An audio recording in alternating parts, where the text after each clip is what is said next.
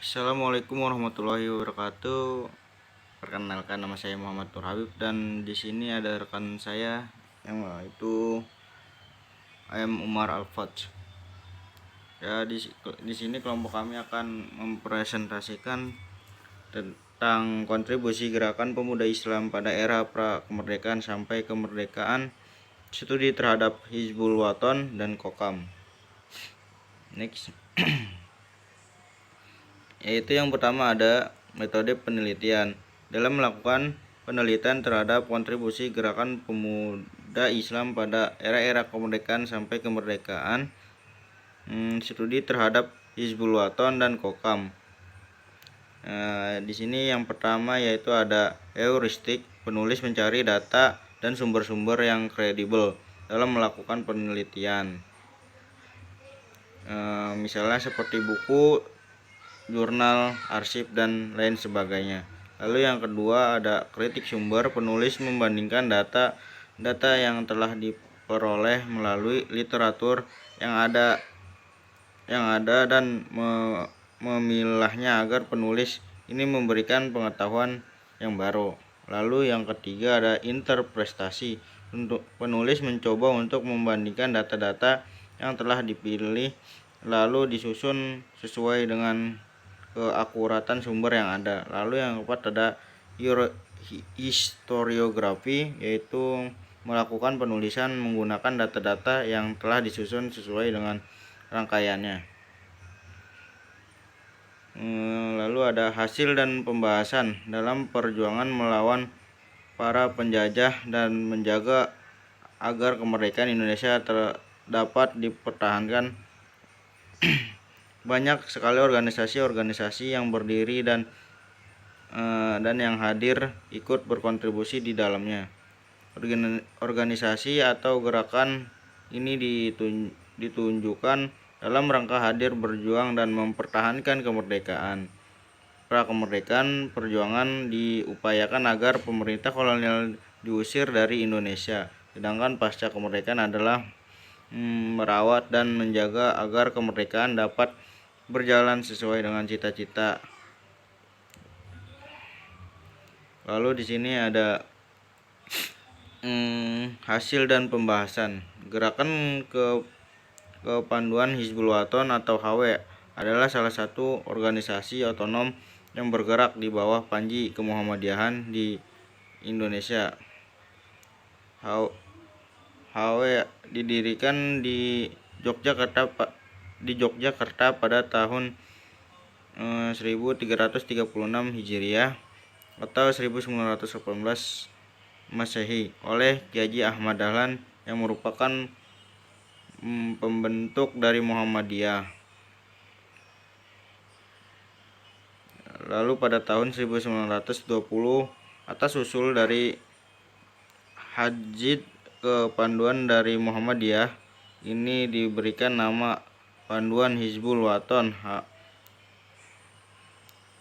HW dibentuk dalam rangka menyiapkan dan membina anak, remaja, dan pemuda yang memiliki sesuai dengan akidah Islam, juga membentuk mental dan fisik, berilmu dan paham terhadap teknologi, dan juga berakhlak karimah, dengan tujuan terbentuknya karakter muslim yang sesuai dengan nilai-nilai Islam dan kebangsaan. Lalu di sini ada hasil dan pembahasan. Pandu HW pernah dilarang oleh pemerintah pada masa penduduk Jepang saat Perang Dunia Kedua di Asia Pasifik tahun 1942 sampai 1945. Namun karena terus bergerak dan aktif terhadap penjajah Belanda, salah satu tokoh besar yaitu Panglima Besar TNI Jenderal Sudirman merupakan guru dan pembina Pandu HW pada saat Sudirman pimpin Pandu HW. Soekarno mengajaknya untuk bergabung dan mengangkatnya menjadi Panglima TNI. Ia tidak langsung meninggikan ajakan tersebut, tetapi memikirkannya dan meminta tanggapan dari pimpinan pusat Muhammadiyah yang akhirnya ajakan tersebut disetujui oleh pemimpin pusat dan Sudirman menjadi salah seorang panglima TNI paling berjasa dalam mempertahankan kemerdekaan Indonesia. Lalu selanjutnya ada hasil pembahasan. Dalam berbagai catatan sejarah, HW turut aktif dalam berkontribusi memajukan pendidikan di Indonesia. Lalu tercatat bahwa gerakan ini memberikan edukasi dan pendidikan dalam pembelajaran masyarakat Indonesia hari ini. Salah satunya adalah memasukkan HW sebagai bagian dari ekstrakurikuler beberapa sekolah di Indonesia. Lalu selanjutnya ada peran gerakan Kokam di Indonesia dalam menghadapi situasi negara yang sedang kacau balau akibat perseteruan antara angkatan bersenjata dengan Partai Komunis. Muhammadiyah mendirikan sebuah organisasi yang dinamakan dengan nama Kokam. Kokam atau Komando Kesiapsiagaan Angkatan Muda Muhammadiyah, bergerak dalam bidang menjaga dan mengamankan aset-aset Muhammadiyah dari pasca pemberontakan G30 SPKI pada tanggal 1 September 1965. Pada masa itu keadaan cukup genting dan sulit untuk ditangani karena menyebarnya isu-isu komunis yang berupaya untuk mengkudeta pemerintah yang sah. Kokam akan bertindak cepat jikalau ada ancaman dari pihak manapun yang mencoba untuk merampas atau merusak fasilitas dari organisasi kemuhammadiyahan di Pulau Jawa pada saat itu.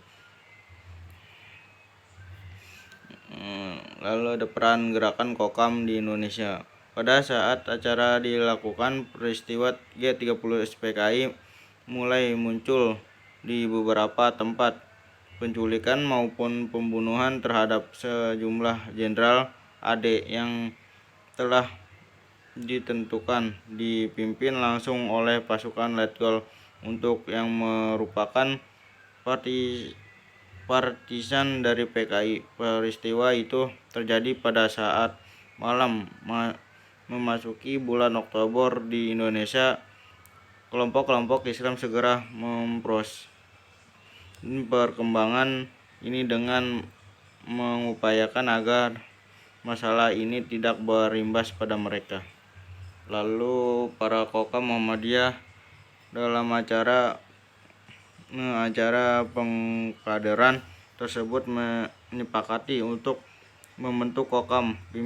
Pimpinan Kokam sendiri adalah Projokusumo. Membentuk 5 fungsi utama Kokam, yaitu penyebarluasan cabang Kokam di berbagai daerah, koordinasi antar cabang dengan pusat,